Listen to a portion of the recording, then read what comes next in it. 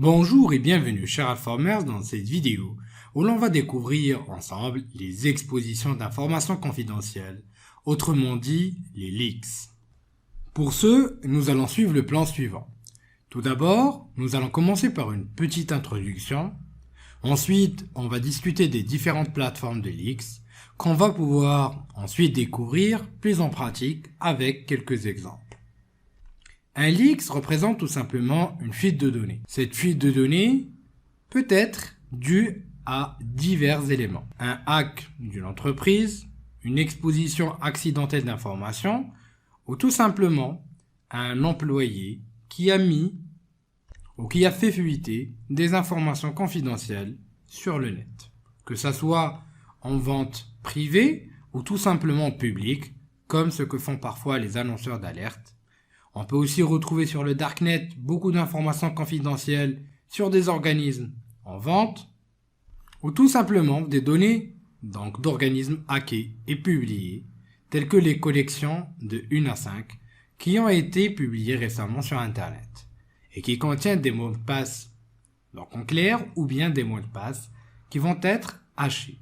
Ces collections peuvent être assez impressionnantes telles que lors de la première collection où on a eu une exposition de 2,7 milliards de comptes piratés en une seule archive. Les différentes informations qui peuvent éventuellement fuiter sur le net, que ce soit un nom d'utilisateur, mot de passe ou encore d'autres informations confidentielles peuvent être exploitées dans un contexte de social engineering ou même dans des attaques de type brute forcing en utilisant des dictionnaires de mots de passe ou en effectuant de la réexploitation de credentials dans du pentest, dans le cas où les utilisateurs vont utiliser les mêmes mots de passe pour leur compte, que ce soit niveau AD, niveau compte, globalement, et ainsi de suite.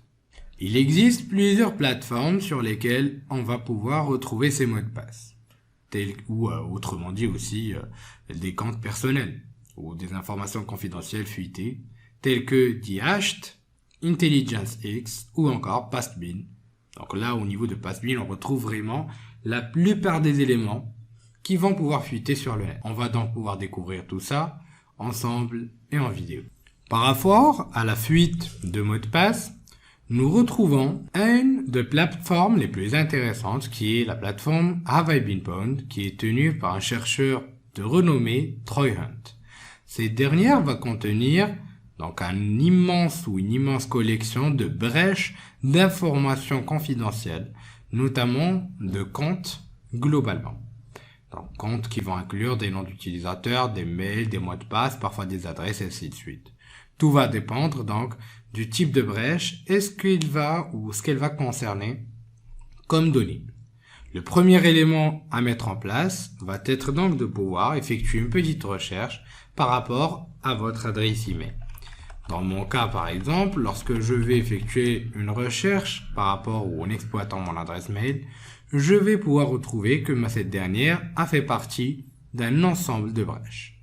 Par exemple, sur le site WebHost, où les données qui ont été compromises sont mon adresse email, mes adresses IP, les noms et mots de passe. Donc nom d'utilisateur. Après, c'est un concept sur la plateforme. Sur Adobe, pareillement, ça sera les mots de passe ou les adresses email, les int des passwords. Donc, c'est-à-dire que là, ça peut nous aider aussi à pouvoir récupérer des mots de passe oubliés, des mots de passe, des noms d'utilisateurs et ainsi de suite. On a eu aussi la brèche que je vous ai montré tout à l'heure avec 700 millions de mots de passe et noms d'utilisateurs et mots de passe qui avaient fuité.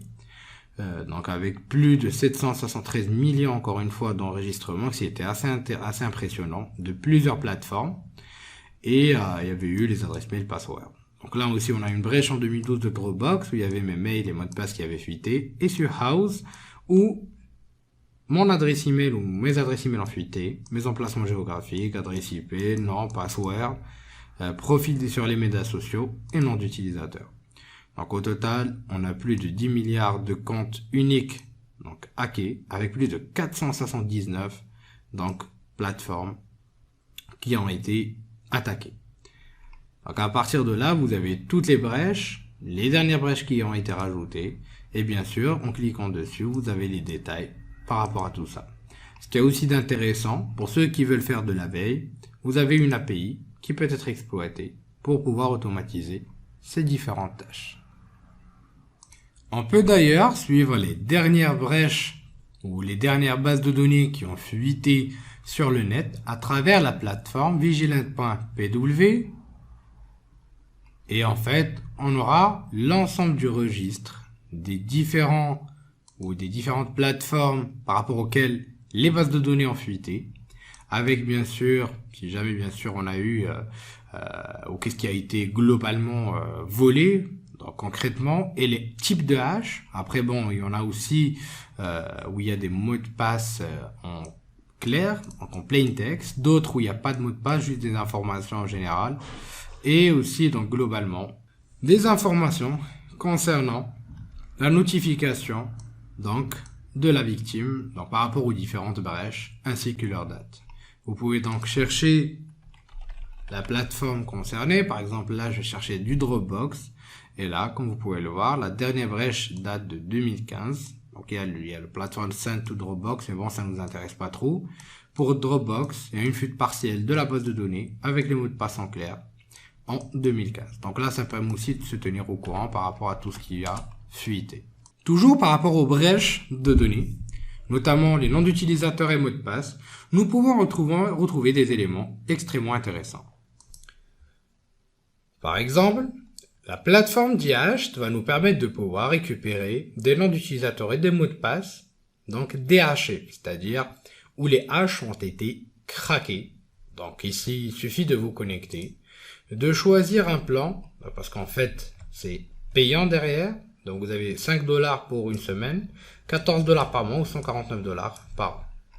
À ce moment-là, une fois que vous avez votre petit abonnement, il suffit d'aller vers Search et vous pouvez choisir par mail ou encore par domaine. Par exemple, je peux effectuer une recherche assez simple.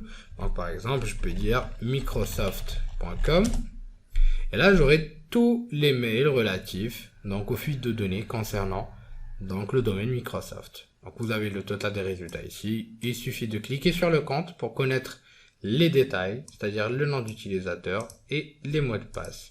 Et on voit bon parfois que les mots de passe ne sont pas aussi sécures qu'on le pense. Même chose par exemple par rapport à Alform.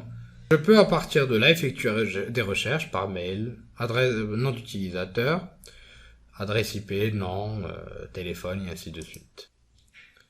Et enfin, je vais vous présenter un des outils que j'utilise le plus, un des outils les plus puissants que j'ai jamais utilisé, qui va être Intelligence X. Intelligence X est donc une plateforme extrêmement intéressante qui permet de pouvoir retrouver des traces ou des données globalement relatives à des fuites. Ces données vont concerner des noms d'utilisateurs, des mots de passe, des adresses IP, des registres ou tout enregistrement dans une base de données qui a fui ou qui a pu fuiter, des données archivées ou toute information concernant des URL, des adresses Bitcoin, des hashes, etc., etc. Ça va chercher dans des emplacements dans du darknet, dans des plateformes publiques, dans les données WHOIS, mais aussi dans des bases de données ou des brèches de données publiques et autres. Sans oublier qu'ils vont pouvoir garder l'historique des différentes informations récoltées. Je peux donc venir et choisir par exemple d'effectuer une recherche par rapport à un domaine ou une adresse email. Intelligence X va pouvoir se charger de pouvoir récupérer l'ensemble des informations donc selon leur origine. Donc on a des collections ou les fuites de data, des données du WHOIS, et c'est aussi si vous vous rappelez tout à l'heure, je vous ai montré comment mon adresse mail a fait partie donc d'une fuite de données au niveau du WHOIS, et ainsi de suite. Je peux aussi effectuer des recherches par domaine. Donc là, d'ailleurs, vous pouvez retrouver ici les mots de passe en clair. Je peux choisir des domaines bien spécifiques, par exemple alform.com, et là, il va charger de pouvoir récupérer des informations à travers différentes sources de données, incluant Pastebin. Je peux donc retrouver des traces d'adresse email, Donc là, je dois refaire une petite recherche au niveau des informations qui ont fuité. Et là, je peux récupérer les noms d'utilisateurs et mots de passe ou autre type de données. C'est pas forcément des noms d'utilisateurs et mots de passe. Donc là, on a la structure des informations qui ont fuité, les métadonnées. On peut aussi avoir des sélecteurs qu'on peut exploiter. Donc des adresses email, des adresses IP, etc., etc. Ou tout type de données qui ont été caractérisées et ainsi de suite. Après, vous avez aussi la possibilité d'effectuer des recherches spécifiques dans des réseaux, comme les pastebin, comme sur des réseaux Tor, donc du Darknet, I2P, Wikileaks, les leaks publics sur Dumpster, sur la partie DNS, les Whois, ainsi que d'autres leaks privés, et ainsi de suite. Après, le plus intéressant, c'est d'avoir la version complète de la plateforme. Donc c'est ce qui va être le plus intéressant. Donc certes, moi ici, j'ai une version gratuite, mais vous pouvez aussi acheter une licence qui va coûter plus de 2000 $ par an. Mais bon, si vous travaillez dans le milieu ou dans un environnement de test d'intrusion ou de veille et sensibilisation où vous aurez à traiter une grande quantité de données, ça peut être pas mal du tout. Je vous dis merci de votre confiance et à la prochaine vidéo.